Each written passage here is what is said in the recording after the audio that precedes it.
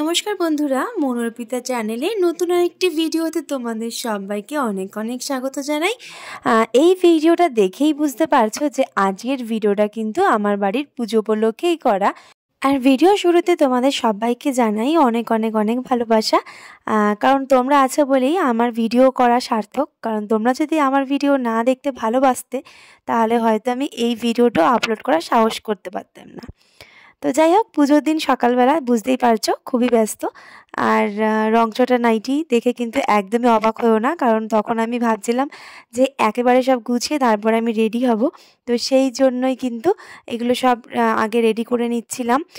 এখানে ফল টলগুলো সব ভিজিয়ে নিয়েছিলাম, ভাবলাম যে কিছুটা কেটে নেব, তারপর গিয়ে আমি রেডি হব। কারণ আজকে আমার ইচ্ছে ছিল একটা সাদা লাল পেরে শাড়ি পরবো। আর সেই জন্যই কিন্তু নিচে বসে যদি আমি করতে চাই এগুলো আর নোংরা হয়ে যাবে, তো ভাবলাম তাহলে থাক, আমি আগে সব গুছিয়ে নিই, তারপরে গিয়ে একেবারে রেডি হব। আর যেহেতু কার্তিক পুজোটা ছিল আমাদের দুপুরবেলার দিকেই, তাই এই কাজগুলো মোটামুটি ওই দুপুরবেলার দিকেই স্টার্ট করেছিলাম। প্রথমে বলে ফেলেছি সকালবেলা, কারণ সকালবেলা থেকে ব্যস্ত ছিলাম পুজোর কাজেই, বাট ফল কাটাগুলো কিন্তু দুপুরবেলার পর থেকেই শুরু করেছিলাম। যেহেতু ঠাকুরমশাই আসবে বলেছিল বিকেল 4টে নাগাদ, তো সেই জন্য তার আগে থেকে এইসব প্রিপারেশন স্টার্ট করেছিলাম। ফলের সাথে সাথে এইবার কিন্তু আয়োজন করেছিলাম একটু লুচি আর সুজি হবে, তো সেই লুচির হালুয়া হবে। তো সেই জন্যই কিন্তু এখানে লুচিওয়ালা হচ্ছে। আর আমার লুচিওয়ালা মানে তো এরকম হবেই, একা বেকা তারা, কিছু তো করার নেই। আর এদিকে মা ভাজছিল লুচিগুলো, দেখছো লুচিগুলো কত ফুলকো ফুলকো হচ্ছে। আর মেনলি পুজোর দিন আমার শ্বশুরবাড়িতে সব আত্মীয়স্বজনরাও এসেছিলো, তারাও কিন্তু অনেক হাতে হাতে আমাদের হেল্প করছিল। সেই জন্যই কাজটা অনেক তাড়াতাড়ি হয়ে যাচ্ছিলো।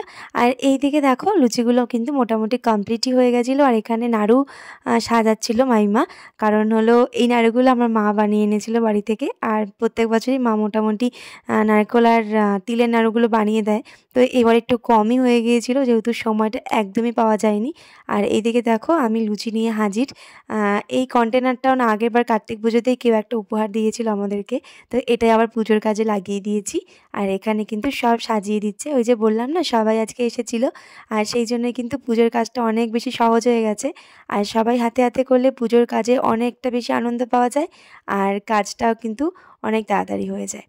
দেখো এখানে আমি রেডি হয়ে গেছি। এবছর আর কোনো রকম সাজগোজ করিনি, ইচ্ছাও করছিল না, ভাবলাম যে থাক এবছর একটু সিম্পলে থাকি।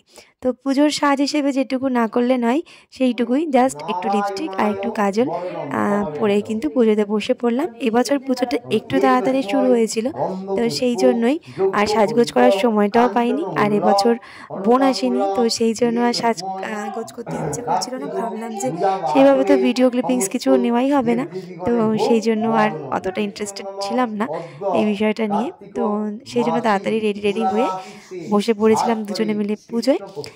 পুজোয় বসে একটু নিজেই ক্লিপিংস নেওয়ার চেষ্টা করেছিলাম, সেই জন্যই দেখছো সাইড ক্লিপিংস। এখানে পুরোহিত মশাই মন্ত্র পড়ছিলেন, আর আমি ভাবলাম যে একটু সাইড থেকে ক্যাপচার করি, তো সেই হিসেবেই কিন্তু ক্লিপিংসটা নেওয়া। Please don't mind. অনেকেই হয়তো অনেক রকম কথা বলবে যে পুজোতে বসেও কি ভিডিও করতেই হবে, বাট আমি কিছু সেটা মনে করি না, কারণ আমি ভিডিও করতে ভালোবাসি। আর আমার মনে হয় পুজো উপলক্ষে একটা তো ব্লগ দিতেই হবে, তো সেই জন্যই কিন্তু এই একটাই ভিডিও আমি বানিয়েছিলাম। আর সেই হিসেবেই আজকের এই ভিডিওটা আপলোড করা। দুজনের ড্রেস আপটা ছিল এইরকম, প্রত্যেক বছরের ডিফারেন্স তো থাকতেই হবে, একটু অন্যরকম। আর এবছরের ব্যাকগ্রাউন্ডের সম্পর্কে নতুন করে আর কিছু বলার নেই, কারণ ব্যাকগ্রাউন্ডের ভিডিও অলরেডি চ্যানেলে আপলোডেড। আর এই ভিডিওটা দিতে মেনলি আমার একটু দেরি হয়ে গেল, কারণ ভয়েস ওভার দিতে একটু সময় লেগে গেল।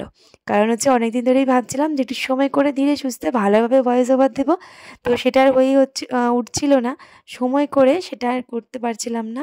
ওই দেখো এখানে মোটামুটি পুজো কমপ্লিট হয়ে গেছে। আমার মা দাঁড়িয়ে আছে ওখানে, মা বুঝতেও পারছে না যে ভিডিওতে মা চলে এসেছে। এদিকে আমি দাঁড়িয়ে আছি, বাট আমাকেই দেখা যাচ্ছে না ভিডিওতে, কারণ হচ্ছে যেহেতু ক্যামেরাটা আমি নিচে রেখেছিলাম। আর মানে যখন এই জিনিসগুলো হচ্ছিল না পুজোর সময়, সেই সময় কেউই ছিল না, মানে যারা মেনলি আমার ভিডিওগুলো করে দেয়। আর না আমার বোন এসেছে এবার, আর না আমার ননদ দেওর কেউই ছিল না। আর ছোটো পুচকু দেওর ও তো আমার টুকটাক করে দেয় ভিডিও, কিন্তু আজ আর সেই সুযোগটা করে উঠতে পারছিলাম না যে ওকে বলবো ভিডিও করে দেওয়ার জন্য। তো দেখো এখানে পুজো মোটামুটি কমপ্লিট, আর প্রদীপের এই তাপটাও নেওয়া হয়ে গেল। এবার আমরা দাঁড়িয়ে ঠাকুরের আরতি হচ্ছিল, তো সেই জন্য আমরা দাঁড়িয়ে দাঁড়িয়ে ঠাকুরের আরতি দেখছিলাম। আর মা কিন্তু না জেনেই ক্যামেরার দিকে তাকাচ্ছে, কারণ মা বুঝতেই পারছিল না যে কোথা থেকে হচ্ছে ক্যামেরাটা।